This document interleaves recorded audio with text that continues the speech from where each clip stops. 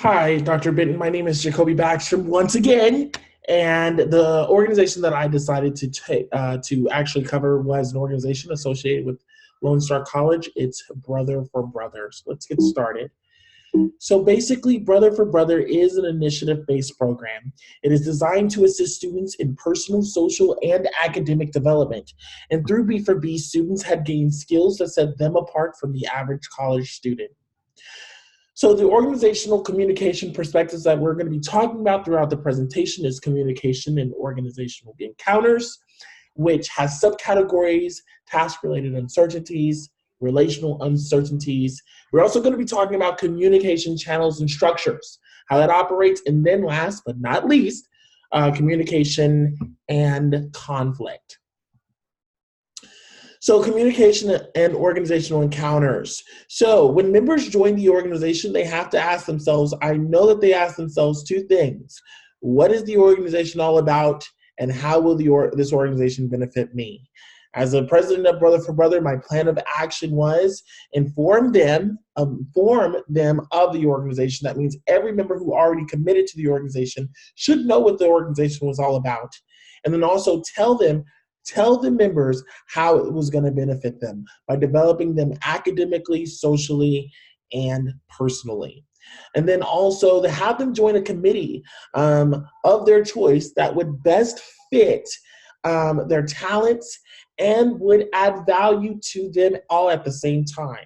So a member had decided that they want to join the organization. And then they would decide, hey, I want to be a part of this type of committee. And with this committee would ensure that these people are being actively engaged in the process and they are being really true to what they really want to do. Let's go specifically into the committees.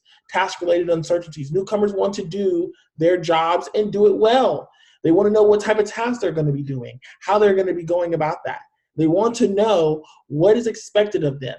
My job as a president was to ensure that they had the tools and the resources to be successful and that they knew what was expected of them.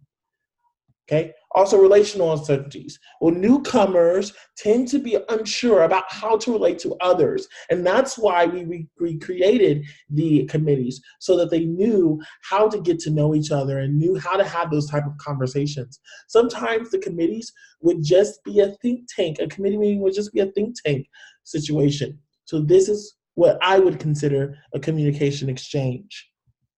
So as an organization continues to grow through recruiting and informing prospective newcomers, the communication between the president and the membership becomes a bit more of a challenge.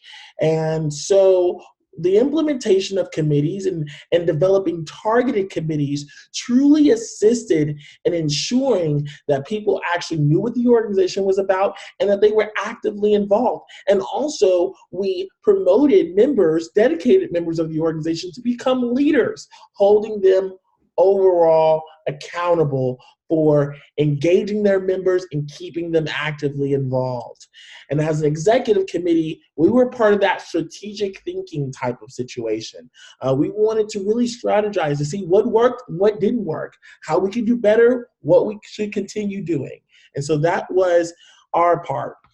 Also, I learned something from our communication and conflict class. And one of the things that I learned from that was that conflict is inevitable. And as long as and it will always happen, and as long as you know that, you will know from past experiences how to handle conflict as life continues to go.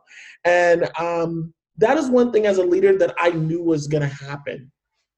So developing the committees was a grand idea and truly increased the overall involvement of the membership. But the conflict came in when the committees, including the leaders, would compete against themselves to see which one leads the bigger project and which committee was ultimately the best. So I implemented committee chair meetings where all committee leaders would come together and have think tank conversations. Committee leaders began to work closer together and bounce off each other's point of view and viewpoints. One of the quotes that I learned was, resolving conflict starts with making people feel heard.